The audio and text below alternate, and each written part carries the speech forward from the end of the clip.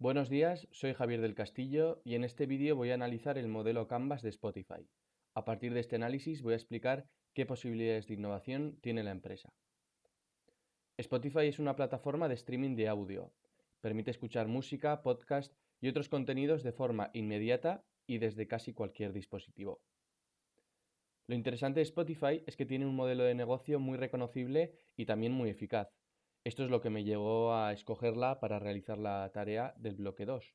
Y resumiéndolo brevemente, por un lado ofrece una versión gratuita con publicidad y por otro una versión premium de pago con una experiencia más cómoda y más completa para el usuario. Es decir, funciona con un modelo freemium. El objetivo de este vídeo es doble. Primero, recorrer el canvas de Spotify para entender cómo está construido este negocio. Y segundo, usar este mismo análisis para detectar oportunidades reales de innovación. No especular sobre ideas, sino comentar mejoras que tengan sentido viendo cómo funciona la empresa y qué necesidades puede tener y necesita solventar. Si empezamos por los segmentos de clientes, Spotify tiene bastante claro a quién se dirige. Por una parte, los usuarios gratuitos, que usan la plataforma sin pagar, aunque con anuncios y algunas limitaciones. Por otra, los usuarios premium, que sí que pagan una suscripción porque valoran más la comodidad, la escucha sin interrupciones y, además de no tener publicidad, tienen también algunas funciones extra. Además, están los anunciantes, que también son importantes porque son los que pagan. Eh, con eso consiguen acceder a audiencias enormes y bastante bien segmentadas. Aquí me parece interesante ver que Spotify no depende de un único tipo de cliente, sino que tiene varios públicos distintos y esto hace que el modelo sea más sólido. En cuanto a la propuesta de valor, Spotify ofrece algo que, dicho de forma sencilla, es lo siguiente: acceso inmediato a música y podcast de una forma cómoda, personalizada y disponible en cualquier momento.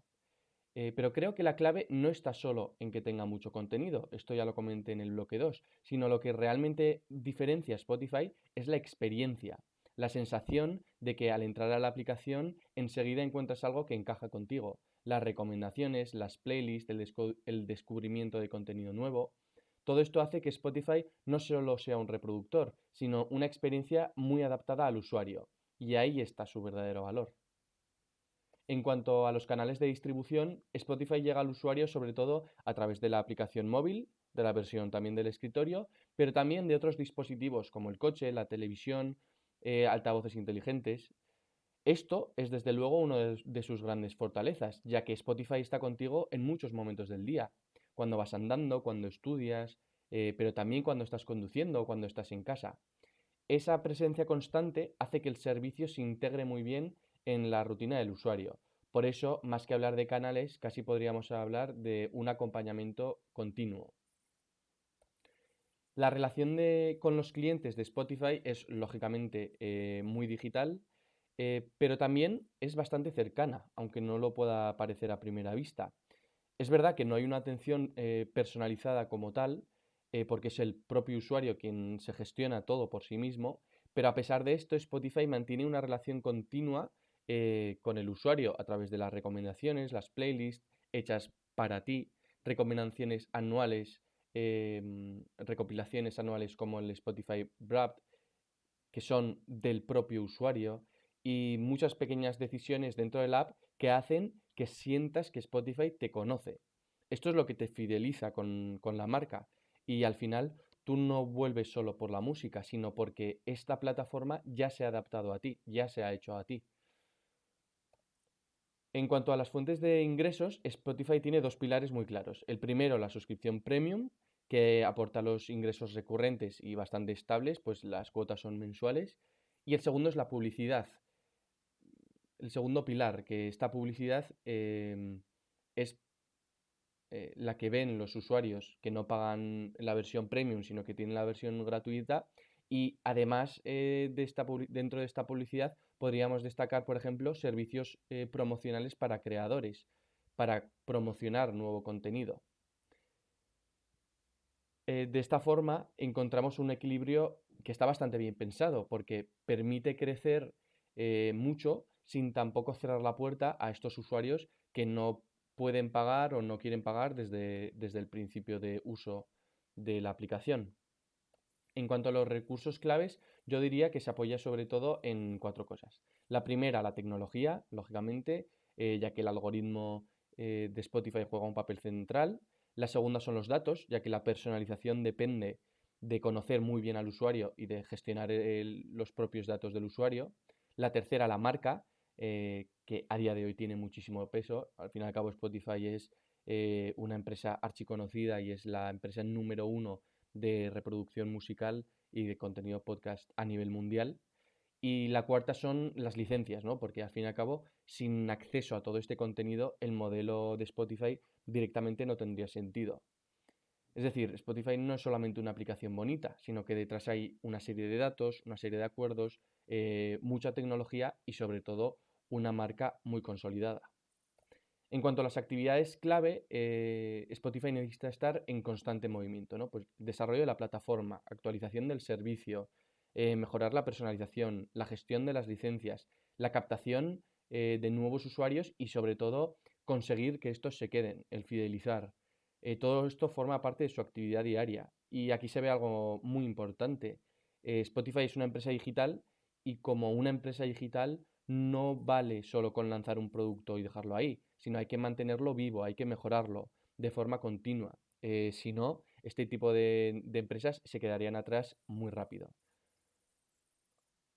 Si hablamos de socios clave, Spotify depende bastante de un ecosistema. Necesita las discográficas, los artistas, creadores de podcast y también los socios tecnológicos que hacen posible pues, las integraciones y las funcionalidades que hemos comentado. A mí este bloque me parece especialmente interesante porque demuestra que Spotify no funciona sola. Es algo en lo que luego me basaré también para la elección de la estrategia de innovación. Su modelo depende mucho de las relaciones externas. Parte del contenido, parte del valor, parte de su capacidad para seguir creciendo vienen precisamente de aquí. Por último, la estructura de costes. Claro, Spotify tiene gastos muy importantes, todas estas licencias, derechos, infraestructura tecnológica, que ya hemos comentado, pero además el desarrollo, como es una empresa muy grande, el personal y por supuesto también el marketing, a pesar de ser una empresa reconocidísima, tiene que seguir dándose a conocer. Claro, esto nos habla de que Spotify efectivamente tiene un negocio muy potente, pero también muy exigente. Mantener una plataforma global actualizada, competitiva, pues es algo que cuesta mucho dinero. Por esto es tan importante que el modelo de ingresos pues también esté bien equilibrado. Al fin y al cabo, estamos hablando de que eso, pues es un modelo de negocio muy exigente. Una vez visto todo el modelo Canvas, ya no solo vemos Spotify como una aplicación de música, sino como una empresa con un modelo muy sólido, pero también con retos muy claros. Y es precisamente de ahí de donde salen las posibilidades de innovación. Voy a lanzar tres ideas a la luz de este análisis Canvas. En primer lugar, y como ya comenté en el bloque 2, es Spotify se podría centrar también en avanzar en una escucha, por así decirlo, más contextual, ¿no? Spotify ya recomienda muy bien según lo que has escuchado antes, según tu histórico, pero podría también ir un paso más allá y tratar de adaptarse al momento en el que estás, a tu actividad, incluso a tu situación concreta. La segunda idea sería reforzar la dimensión social y colaborativa. Ahora mismo la experiencia de usuario es algo muy personal, muy individual y por eso hay margen de hacerla compartida, de hacerla colaborativa con un entorno el que tú elijas y de esta forma hacer una aplicación más conectada entre usuarios, usuarios con usuarios, incluso usuarios con creadores. Y la tercera idea sería, viendo que Spotify depende mucho de la versión premium y de la publicidad como fuentes de ingreso, pues tratar de buscar servicios con más valor añadido, sobre todo para los creadores o para usuarios que están más implicados y de esta forma poder buscar una forma extra de monetización a través pues, de este servicio ofrecido a los creadores, a los artistas, a los usuarios más implicados para no depender solamente de esas dos mm, piernas de ingreso, por así decir. Para desarrollar todo esto, la estrategia que mejor encaja eh, según lo he visto, es la Open Innovation. La razón es bastante lógica, ya que, como hemos visto, Spotify trabaja dentro de un ecosistema muy amplio con artistas, creadores, socios tecnológicos y los propios usuarios. Entonces, tiene sentido que la innovación también se apoye en este ecosistema tan complejo, en este ecosistema tan completo de red de relaciones, en lugar de hacerlo todo de forma cerrada en los estudios de investigación de la empresa, ¿no? Que traspase estas paredes y que sea capaz de impregnarse de todo este ecosistema. Así, lo mejor es que se tengan en cuenta a todos estos actores para fomentar la mejor innovación eh, posible.